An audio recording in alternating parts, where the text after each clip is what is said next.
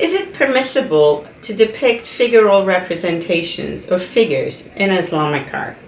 The answer is actually, it depends. It depends on where and when and for what purposes figures were depicted in the arts of the Islamic world.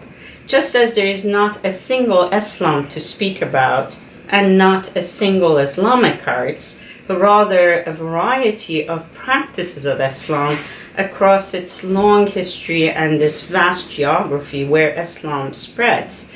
Similarly, the idea of figural representation varies depending on where it shows up. Just to give you an example, you can never really depict human figures in religious context of, say, a mosque or a shrine where prayer takes place, simply because such figures may be understood as what it was in the early history of Islam as being distracting or potentially even acting as intermediaries for prayer and contemplation. And that closeness to the notion of idolatry and idols was what in Islam from the early parts, in the Quranic context and beyond it, it was intolerable and unacceptable. It's a period that in the 7th, 8th centuries coincides with what happens also in the Byzantine world with iconoclasm. So that suspicion of figural representations remains very much alive in religious context, and particularly in the context of worship. But it then varies in terms of interpretations in other contexts. In book painting, for instance, religious histories of, say, prophets to histories of rulers, scientific texts and literary texts, in all of those you may find actually figural representations.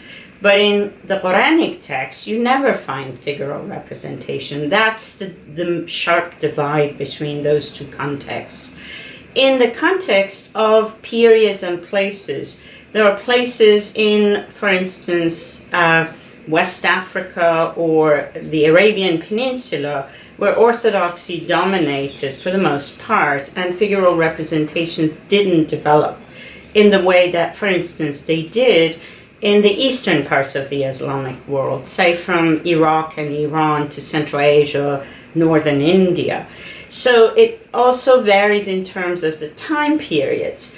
I want to actually point to the example of the Courtauld bag, which has figural representations all around the bag itself in these roundels, always conveying something of a courtly life.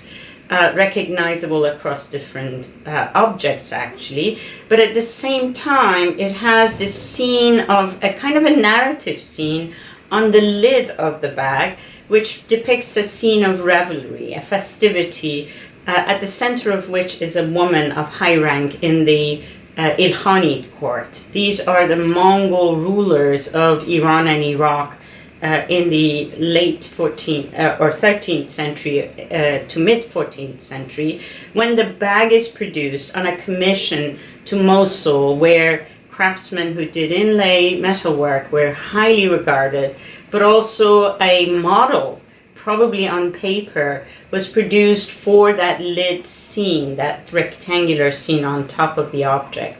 The object itself, its decoration, speaks to its function, which was within a courtly context, and therefore really speaking to the particular ways that such images, figural images in the arts of Islam may be utilized in courtly context, in literary context, but even in public spaces, as in the city of Isfahan in the 17th century, where we know mural paintings decorated the entrance into the Grand Bazaar or the walls of the various kinds of buildings, actually.